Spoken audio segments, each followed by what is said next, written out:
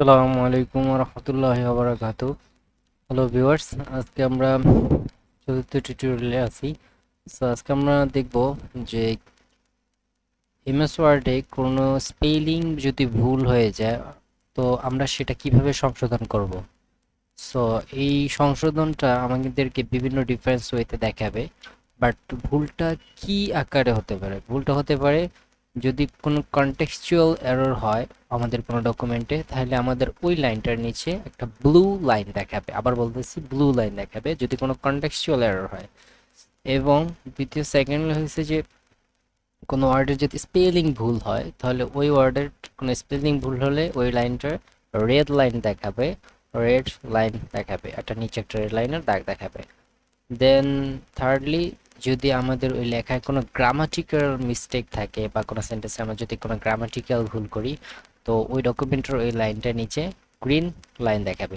So আমরা তিনটা বিষয় পেলাম, যে একটা হচ্ছে ব্লু লাইনটা আসবে যদি কনটেক্সচুয়াল ভুল থাকে, রেড লাইন দেখাবে অর্থাৎ যদি আমাদের স্পেলিং ভুল থাকে, এবং গ্রিন লাইন দেখাবে যদি আমাদের কোনো গ্রামাটিক্যাল ভুল থাকে। সো আমরা একটু প্র্যাকটিক্যালি যদি দেখি, যেমন এখানে আমাদের দেখতেছি যে রেড লাইট আছে।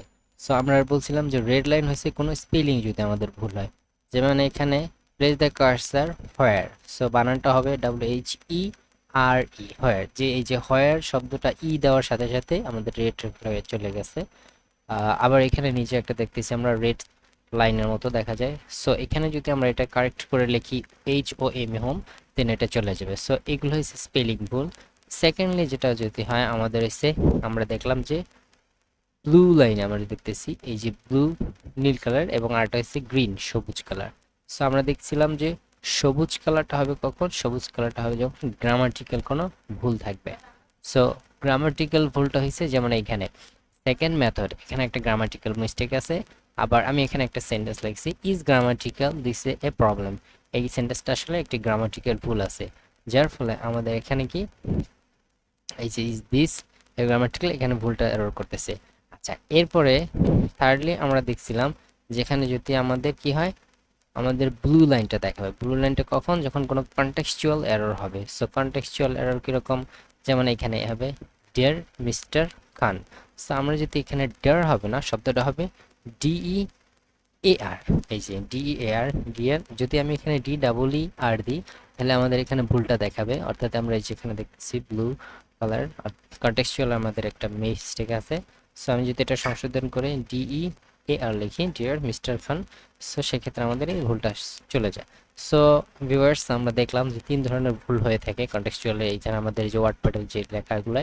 সো তিনটা কি ধরনের আমরা ভুল সেগুলো শিখলাম, এবং কি সংশোধনের সিস্টেমটা।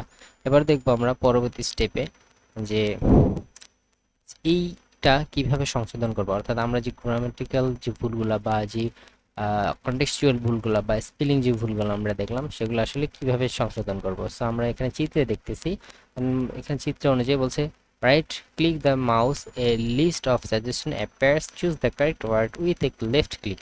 অর্থাৎ এটা বোঝা যাচ্ছে আমরা যেখানে আমাদের যে ভুলটা আছে এটা আমরা গ্রামাটিক্যাল সংশোধন লিখেও ফেলতে পারি, এবং আমরা এই যে এখানে দেখা যাইতেছে এখানে আমাদের সঠিক বানান যেটা আসবে টিউটোরিয়াল, টিউটোরিয়াল বানানটা এখানে দেখাইতেছে টিউটোরিয়াল বা টিউটোরিয়ালস।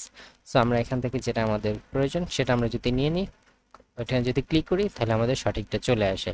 আবার আমাদের যদি এখানে যেমন আরও যদি এখানে আমরা দিয়েছিলাম একটা ভুল রেখেছিলাম, সেটা যদি আমরা সংশোধন করি, এটা যদি আমরা ক্লিক করি, তাহলে আমাদের সঠিক বানানটা চলে আসবে। হোয়ার আসবে, ওয়ার আসবে, ওয়ার আসবে, ওর আসবে। সো আমরা এখানে যে কোনো যেটা আমাদের সঠিক হবে সেটা আমরা যদি নিয়ে নিই, সেটা এখানে চলে আসবে। সো এইভাবে করে আমরা ভুলগুলোকে অর্থাৎ সংশোধন করে বলতে পারি। আবার বলতে পারি আমরা রাইট ক্লিক করে, অর্থাৎ ভুল যদি কোনো ওয়ার্ড থাকে আমরা কি করব, রাইট ক্লিক করব। রাইট ক্লিক করার পরে আমাদের যেমন এখানে আমাদের এই ওয়ার্ডটার উপর রাইট ক্লিক করব, করার পর আমাদের সঠিক যে বাক্য সেটা চলে আসবে, এখানে আমরা পাবো, সেটা ক্লিক করলে ওটা চলে আসবে। ওকে, সো এভাবে আমরা সংশোধন করতে পারি ভিউয়ার্স। আচ্ছা, এরপরে আমরা দেখতেছি যে ওয়ার্ড কাউন্ট করব কিভাবে। আমরা কোনো পেজে যখন যতগুলো ওয়ার্ড লিখি, সে ফর এক্সাম্পল আমি এখানে এই যে আপনারা এখানে দেখতেছেন যে একটা পিকচার দেখা যাইতেছে যে এখানে পেজ এবং ওয়ার্ড।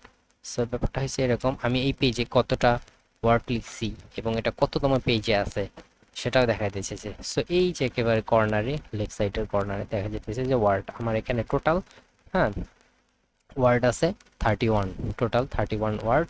ইভেন আমি টোটাল যদি কাউন্ট করি, হ্যাঁ, সো টোটাল আমাদের ওখানে ওয়ার্ডের হচ্ছে 31, আর এবং পেজ নাম্বার হচ্ছে 1 পেজ। সো আমি যদি নেক্সট পেজে চলে যাই, সো নেক্সট পেজে গেলে দেখা যায় যে এরকম করে, হ্যাঁ, এই যে দ্বিতীয় সেকেন্ড পেজ, এই যেখানে পেজ 2 of 2, মানে পেজ 1 of 2, মানে দুইটা পেজের 1 নম্বর পেজে আমি আছি, এটা দেখা যেতেছে এই যে কর্নারে। এবং এখানে এটা দেখাইতেছে যে আমার এই পেজে কয়টা কি আছে, ওয়ার্ড আছে, সেটা দেখা যেতেছে।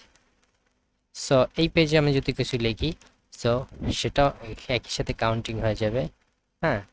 সো এনিওয়ে, ওয়ার্ড বলতে বোঝাইছে এখানে আপনি কয়টা ওয়ার্ড, স্পেসিফিক এটা না, মোট কয়টা শব্দ। এই যেমন এই টোটালটা একটা শব্দ, এটা একটা শব্দ, এটা একটা শব্দ, শুধু বর্ণ বোঝাইতেছে না। আমি এখানে ওয়ার্ডস বলতে এখানে কিন্তু এস দেওয়া আছে প্লুরাল ফর্মে, অর্থাৎ অনেকে বুঝবেন আপনারা যে এই একটা ওয়ার্ডে একটা এরকমটা, ব্যাপারটা হচ্ছে পুরোটা একটা প্লেস একটা ওয়ার্ড, দা একটা ওয়ার্ড, কার্সার একটা ওয়ার্ড, এরকম বলে টোটাল আমাদের এই নিচের এই পেজের সহ টোটাল 32 এরকম ওয়ার্ড আছে। ঠিক আছে, ওকে, থ্যাংক ইউ ভিউয়ার্স। তো আজকে আমাদের এটা এই পর্যন্তই থাকবে। ইনশাল্লাহ সামনে আমরা আরো পরবর্তী সামনে নিয়ে আলোচনা করব। ভালো থাকবেন, সুস্থ থাকবেন।